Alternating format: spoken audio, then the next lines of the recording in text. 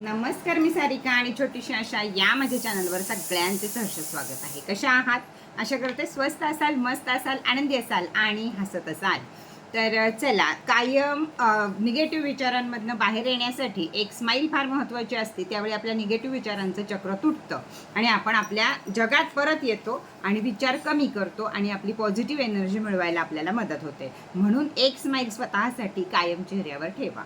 चला, आज आपण बघणार आहोत की दरिद्रता दूर करण्यासाठी एक काम करू नका. अतिशय कुटुंब अजूनही असे आहेत की ज्यांच्याकडं 2 वेळचं खाणं सोडून कपडे घ्यायला सुद्धा पैसे नसतात किंवा अनेक गरीब लोक अजूनही आहेत. तर यासाठीच दरिद्रता दूर करायची असली तर हे काम अजिबात करू नका. कशामुळे दरिद्रता येते आपल्या घरामध्ये हे थोडंसं लक्षात घ्या. त्यासाठी व्हिडिओ शेवटपर्यंत बघा. लाईक, शेअर, सबस्क्राईब करा. व्हिडिओ आवडला तर कमेंट पण जरूर करा. तर चला, सगळ्यात मोठी चूक असते आजकालचं, घरं छोटी छोटी असतात त्याच्यामुळं डायनिंग एरिया वेगळा असेल वगैरे अशा गोष्टी घडत नाहीत. त्यावेळी साहजिकच माणसं नाश्त्याला बेडवर बसतात, कशालाही जेवायला सुद्धा बेडवर बसतात.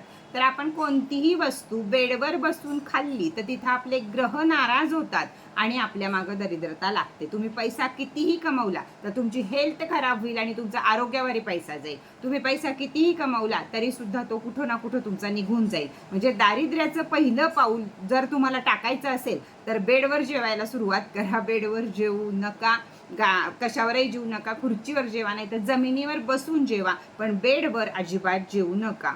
तर ही सवय तुम्हाला सुख, शांती, समृद्धी, चांगलं आरोग्य यापासनं लांब करते. सगळ्या प्रकारचे ग्रहदोष लागतात आणि आजारपण, कर्ज हे सगळं वाढत जातं. म्हणून बेडवर बसून पैसे सुद्धा कधी मोजायचे नाहीत. बेडवर जर लक्ष्मी आपण ठेवली तर लक्ष्मीला झोपवतो आपण, असं होतं. त्यामुळं नोटा जर आपण बेडवर टाकल्या आणि त्या जर मोजत बसलो आपण तर तिथं सुद्धा आपल्याला दरिद्र लागायला सुरुवात होते, कारण तिथनं लक्ष्मी झोपून जाते आपल्या नशिबातली. त्याच्यावर लक्ष्मी मिळणार पण जाणार, मिळणार जाणार, या प्रकारच्या घटना घडतात. म्हणजे एवढ्या छोट्या छोट्या या 2 गोष्टी आहेत, पण कोण कोण तुमच्यातल्या या करतं आणि त्यामुळे तुम्हाला दरिद्र येते याचा विचार नक्की करा. तर 2 गोष्टी कायमस्वरूपी लक्षात ठेवा. त्या म्हणजे दरिद्रता तुम्हाला नको असेल तर बेडवर बसून जेवणं, अंथरुणावर बसून जेवणं आणि अंथरुणावर बेडवर बसून पैसा मोजणं, या 2 गोष्टी जर, या छोट्या छोट्या 2 गोष्टी तुम्ही आयुष्यातल्या टाळल्यात तर तुमच्या आयुष्यामध्ये